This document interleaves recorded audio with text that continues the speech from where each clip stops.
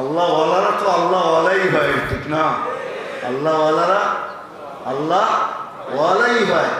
এরা হাইটা গেলেও মানুষের ভিতরে রং ছিটাইতে ছিটাইতে যায়, আসে না? কখনো কখনো যাবেন, বৃষ্টি যখন হইতে থাকে, মাধবদীর মহাসড়কে দাঁড়ায় থাকবেন, সিলেট ঢাকা হাইওয়ের ভিতরে মুষলধারে বৃষ্টি যখন হয়, তো দ্রুত গতিতে যেরকম গাড়িগুলা চলে আর পানিগুলা দুই জায়গায় দুই দিকে ছিটতে থাকে, বহুত মানুষের কাপড় নষ্ট হয়।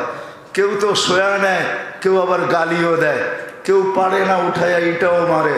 আল্লাহওয়ালারা এরকমই হয়, যেদিক দিয়ে হাইটা যায় ওদিক দিয়ে কালার ছিটাইতে ছিটাইতে যায়। কসম খোদার, মানেন আর না মানেন, বুঝেন আর না মানেন, শুধু আল্লাহওয়ালারা না, হক্কানিয়াতওয়ালারা যেদিক দিয়ে যায় ওদিক দিয়ে এরকম আলো ছড়াইতে ছড়াইতে যায়, কালার ছিটাইতে ছিটাইতে যায় হক্কানিয়াতের। এই জন্য হাদিসে আছে, বহুত মানুষ আল্লাহ রসুলকে দেখা বলছে, লাইসা হাযা ওয়াজহু কাযযাবিন, এটা মিথ্যাবাদীর চেহারা হইতেই পারে না।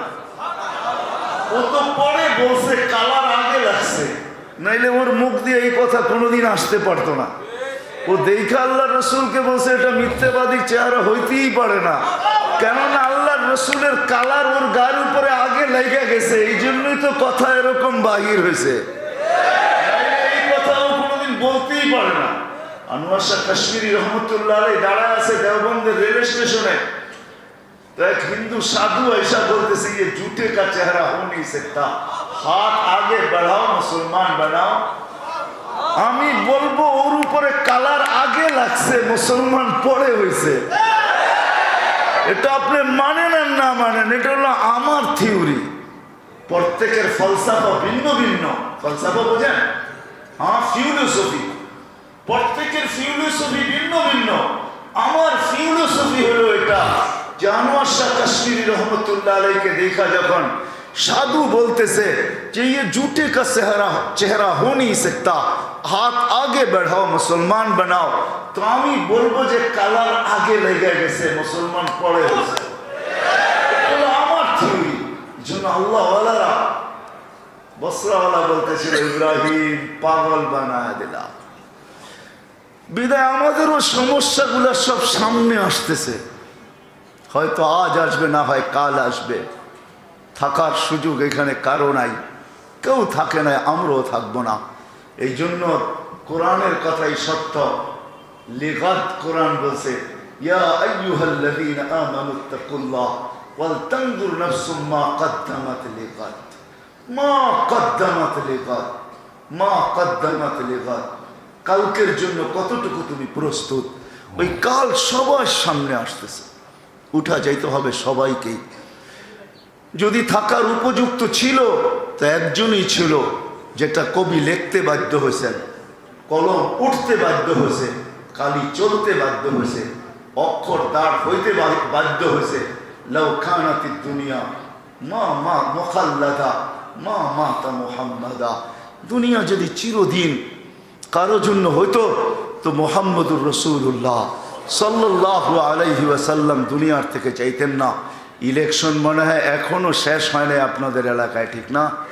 প্রচার চলতেছে, ঠিক না? রাত নাই দিন নাই।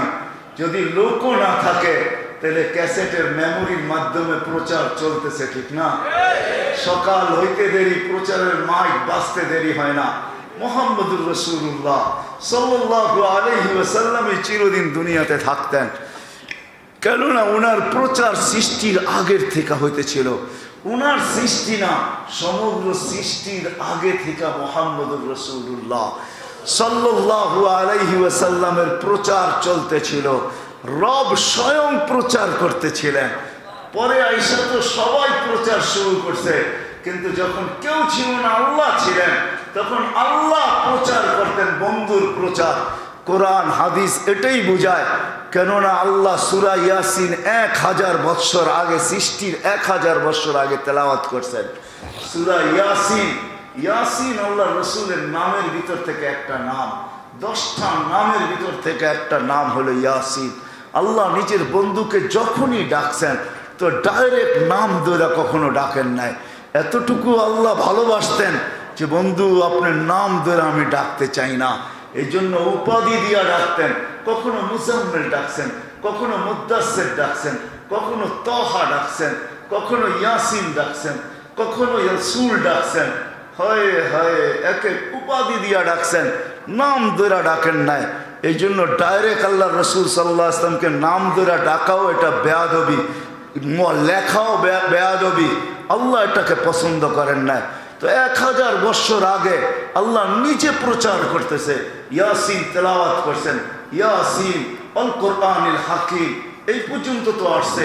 কোরআনে হাকিমের কসম আল্লাহ খাইতেছেন, তারপরেও সামনে কসম আছে ইন্নাকা লামিনাল মুরসালিন। ইন্নাকা এই কথা বুঝায় আরবি গ্রামার হিসাবে মনে হয় আমাদের নবীজি ওই সময় আল্লাহর সামনে বসা ছিল, নাইলে আল্লাহ ইন্নাকা খেতাব করলেন তো করলেন কি কইরা? আরবি গ্রামার হিসাবে তো ইন্নাহু হওয়ার কথা, ইন্নাহু লামিনাল মুরসালিন, কিন্তু আল্লাহ বলতেছে ইন্নাকা লামিনাল মুরসালিন। মনে হয় ওই সময় আল্লাহর সামনেই বসা ছিলেন। এখন কোন রূপে বসা ছিলেন ওটা নিয়ে বহস আপনারা করতে পারেন, কিন্তু আমি সাদা সিধা বলতেছি মনে হয় নবীজি ওই সময় ওখানে বসা ছিলেন, নাইলে আল্লাহ প্রচারের ভিতরে সামনে বসায় বলতেছে ইন্নাকা লামিনাল মুরসালিন।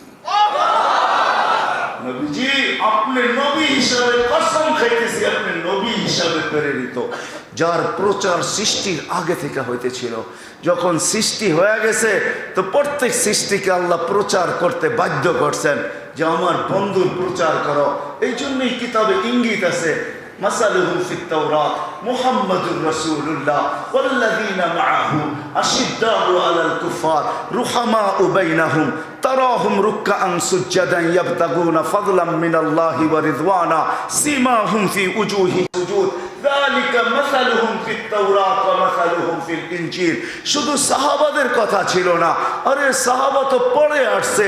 আরে সবচেয়ে বেশি প্রচার প্রসার ছিল মুহাম্মাদুর রাসূলুল্লাহ। আর হবে না কেন? হবেই না কেন? সবই তো যার রহমতের ছোঁয়া দ্বারা। কষ্টি পাথর নাই দুনিয়াতে আমি মানি, যেটার সাথে লোহা লাগলে সোনা হয়, এরকম কোন কষ্টি পাথর, এরকম কোন পরশ পাথর দুনিয়াতে নাই, এটা আমি মানি। যদি পরশ পাথর দুনিয়াতে থাকতো তো কোনো না কোনো মিউজিয়ামে পাওয়া যেত। দুনিয়ার বড় বড় মিউজিয়াম দেখছি, কোথাও পরশ পাথর নাই। হ্যাঁ, একটা পরশ পাথর আছে, যেই পরশ পাথরের ছোঁয়ায় সমস্ত অস্তিত্ব লাভ করছেন, সেটা হলো মুহাম্মাদুর রাসূলুল্লাহ। এই জন্যই আল্লাহ বলতে বাধ্য হয়েছেন ওমা আরসালনাকা ইল্লা রাহমাতাল লিল আলামিন। বন্ধু, আপনি রাহমাতাল লিল আলামিন, আপনি রহমতের পরশ পাথরের ছোঁয়ায় সব তৈরি। আমি ছোঁয়া দিতেছিলাম তো কুরসি হইতেছিল, কুরসি হইছে, ছোঁয়া দিছি তো আরশ হইছে, ছোঁয়া দিছি তো লৌ হইছে, ছোঁয়া দিছি তো কলম হইছে, ছোঁয়া দিছি তো জান্নাত হইছে, ছোঁয়া দিছি তো জাহান্নাম হইছে, ছোঁয়া দিছি তো আকাশ হইছে, ছোঁয়া দিছি তো সিদরাতুল মুনতাহা হইছে, ছোঁয়া দিছি তো বাইতুল মামুর হইছে, ছোঁয়া দিছি তো বাইতুল্লাহ হইছে, ছোঁয়া দিছি তো জমিন হইছে, পাহাড় হইছে, পর্বত হইছে, ছোঁয়া দিছি তো সিদ্দিক হইছে, ছোঁয়া দিছি তো ফারুক হইছে, ছোঁয়া দিছি তো আলিউল উসমানে গনি হইছে, ছোঁয়া দিছি তো আলিউল মুর্তাজা হইছে, ছোঁয়া দিছি তো আবু হানিফা হইছে, ছোঁয়া দিছি তো আহমদ ইবনে হাম্বল হইছে, ছোঁয়া দিছি তো শাফি হইছে, ছোঁয়া দিছি হয় তো মালিক হইছে, ছোঁয়া দিছি তো আব্দুল কাদের জিলানী হইছে, ছোঁয়া দিছি তো ওলিদের শিরোমণি আব্দুল কাদের জিলানী হইছে, ছোঁয়া দিছি তো গৌস হইছে, ছোঁয়া দিছি তো কুতুব হইছে, ছোঁয়া দিছি তো শাইখুল হাদিস হইছে, ছোঁয়া দিছি তো মুফতি হইছে, মুফতি হইছে, ছোঁয়া দিছি তো মুহাদ্দিস হইছে, ছোঁয়া দিছি তো ইনসান হইছে। ওই পরশ পাথরের ছোঁয়ায় সব তৈরি। কি বলেন? শাইখুল হাদিস কি বলে? হ্যাঁ, ফারুক যদি মোহাম্মদুর রাসূলুল্লাহ ছোঁয়া না পাইতেন তো ফারুক হইতো কোত্থেকা। এটাই তো ফারুকে আজম বলতেছেন, কুন্না আযাল্লা কওমিন। একদিন হাসতেছেন একা একা বৈশা, সবাই জিজ্ঞেস করছে হাসেন কেন? কয় কত বড় জাহেল যে ছিলাম এই জন্য হাসতেছি। কয় মানি আপনি আমিরুল মুমিনিন কত বড় জাহেল? কয় শুনবে? কয় শুনান তো। কয় এত বড় অজ্ঞ ছিলাম, মক্কার বাহিরে যখন যেতাম তো মূর্তি নিয়ে যেতাম, কিন্তু একদিন মক্কার বাহিরে যাওয়া হয়েছে, বুনে মূর্তি হয়ে গেছে, ইবাদতের সময় আসছে, দেখি মূর্তি নাই। আমি বড় মূর্তি ভালো বানাইতে পারতাম, আমার কাছে খেজুর ছিল, খেজুর জোড়া দিয়া মূর্তি বানায়া ফেলছি। ইবাদত শেষ, ধরছে খিদা, এখন তো পেটের খিদা। কয় খিদা না চায় পান্থা-ভাত, ঘুম না চায় ভাঙ্গা খাট। আরেকটা বলবো না, ওইটা আপনারা মিলে আনেন, ঠিক না? কি বলেন? ঘুম দেখে খিদা দেখে না পান্থা-ভাত, আর ঘুম দেখে না কি বাঙ্গা খাট। আরেকটা যুবকদের কাছে ছেড়া দিলাম, এটা ওরাই আমার চেয়ে ভালো বোঝে। ওইটাই দেখে না জাত বেজাত, ঠিক না? এই জন্য কেউ লিখতে বাধ্য হয়েছে, দিল লাগি পরি সে দেওয়া, দিল লাগি দেওয়ার সে পরি কি চিজ, দিল লাগি दिल लगी देवार से परी क्या चीज है? दिल तो ऐसा দেওয়ালের লগে লেগে গেছে, তুই পরি আনলি কি? দিল তো এখানে লেগে গেছে, ঠিক না? তো ওইটা যুবকদের জন্য ছেড়া দিলাম, ঠিক না?